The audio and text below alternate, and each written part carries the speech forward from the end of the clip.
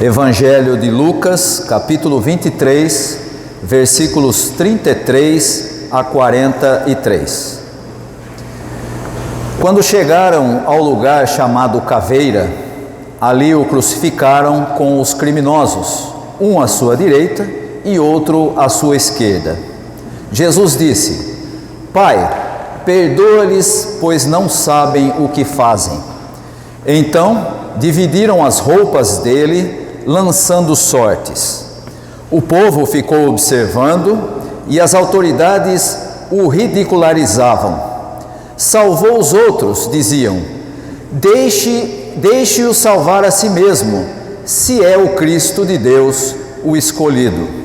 Os soldados, aproximando-se, também zombavam dele. Ofereceram-lhe vinagre e disseram: se você é o rei dos judeus, salve a você mesmo. Havia uma inscrição acima dele que dizia: este é o rei dos judeus. Um dos criminosos que ali estavam dependurados lançava-lhe insultos: você não é o Cristo? Salve a você mesmo e a nós. O outro criminoso, porém, o repreendeu, dizendo: você não teme a Deus, nem mesmo estando sob a mesma sentença?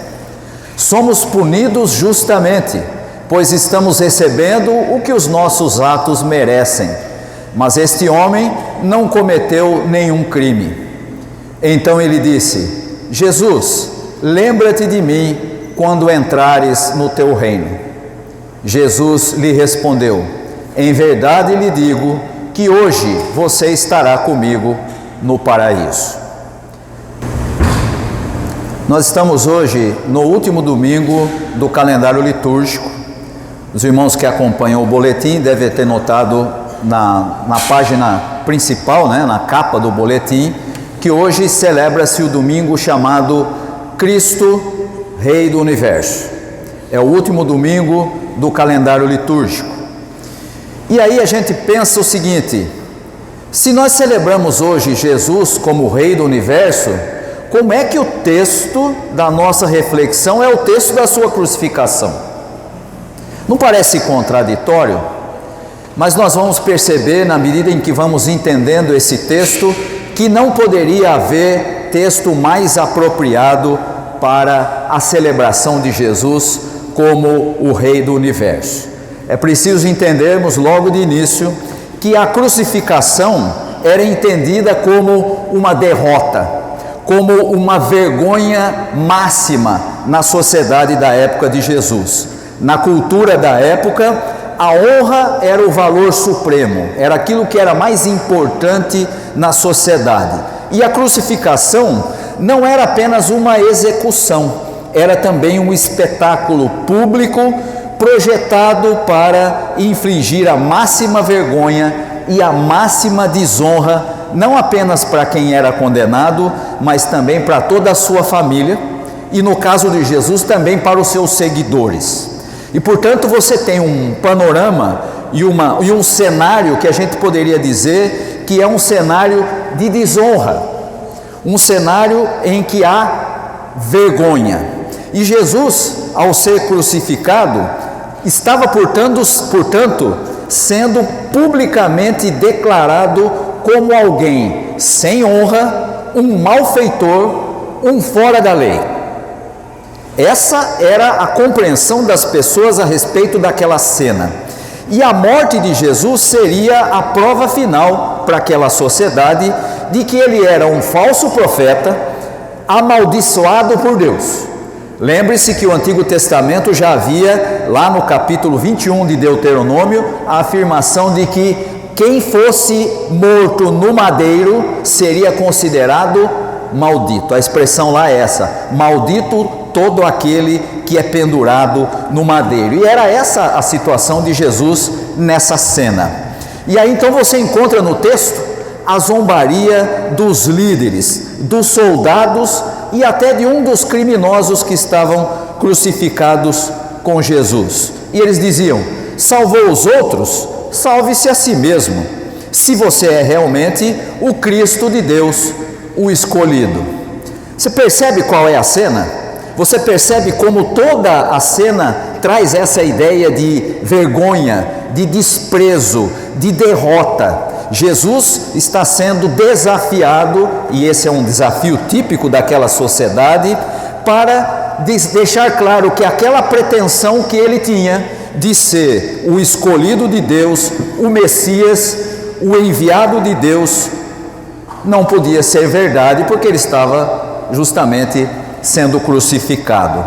A gente poderia dizer, sem medo de errar, que no jogo da honra, que era tão importante naquela sociedade, Jesus estava perdendo de forma espetacular. Não podia ser pior. E aí você olha para tudo isso e vai encontrar a resposta de Jesus. E a resposta de Jesus inverte todo o sistema de valores de honra e de vergonha daquela sociedade. A reação de Jesus às zombarias é um dos pontos mais importantes da teologia de Lucas, e é, como tudo que Jesus ensinou, algo completamente fora dos padrões da sociedade, um tipo de contracultura.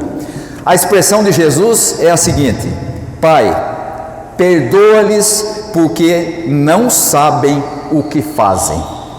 Essa oração de Jesus, essa afirmação de Jesus diante de Deus, não é um ato de fraqueza, mas uma reivindicação de outro tipo de honra. No mundo antigo, na compreensão daquelas pessoas que estavam ali, um homem honrado deveria retaliar os seus inimigos para restaurar a sua honra. Mas Jesus age de maneira completamente diferente. Ele age como um patrono bom em vez de um rival vingativo.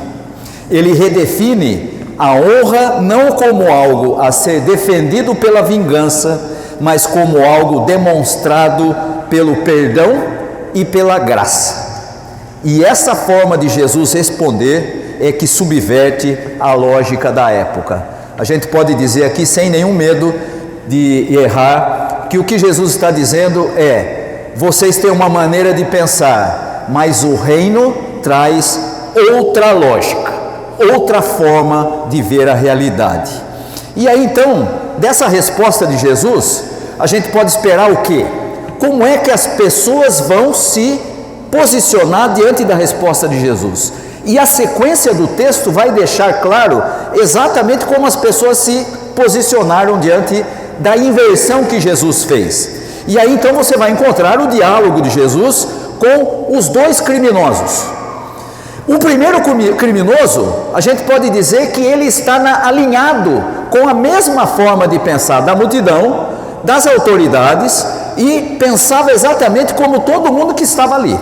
O primeiro criminoso, e essa reação desses dois criminosos, a gente pode dizer que é uma forma de representação de como a sociedade e de como as pessoas reagem àquilo que Jesus está falando.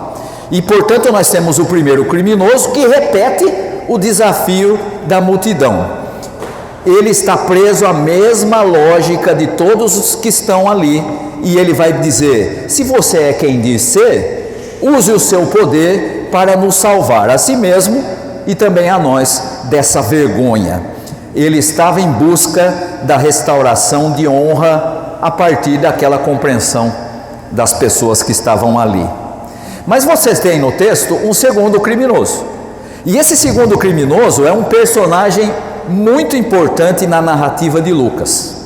As ações desse segundo criminoso são um modelo de como se relacionar com Jesus fora daquela lógica que era a dominante na sociedade. Esse segundo criminoso faz algumas coisas meio inesperadas. Veja só, primeiro, ele é alguém que tem temor a Deus. Ele reconhece uma autoridade superior ao sistema humano de honra e vergonha, quando ele fala com Jesus. Segundo, ele aceita a justiça humana. Você percebeu no texto que ele deixa claro: nós recebemos, ele e o outro, nós recebemos o justo castigo. Ele não contesta o veredito do sistema romano, mostrando um tipo de forma de sabedoria. Mas ao mesmo tempo ele também declara a inocência de Jesus. Este não fez nenhum mal, este não cometeu nenhum crime. Numa sociedade como aquela, onde a culpa por associação era comum, ele faz uma distinção radical. Ele concede honra a Jesus, chamando-o de inocente, enquanto o sistema todo tinha declarado que Jesus era culpado. E finalmente, há um outro detalhe importante nas palavras desse segundo criminoso: o pedido que ele faz a Jesus por lembrança. E este é um pedido muito importante, porque é um pedido profundamente relacional. Num mundo como o da época, que era baseado na coletividade, não como é hoje, que tudo é individual, tudo é cada um para si. Naquela sociedade tudo era coletivo. Ser lembrado por um patrono, como ele está considerando Jesus, ou uma figura poderosa após a morte, era um tipo de bem supremo.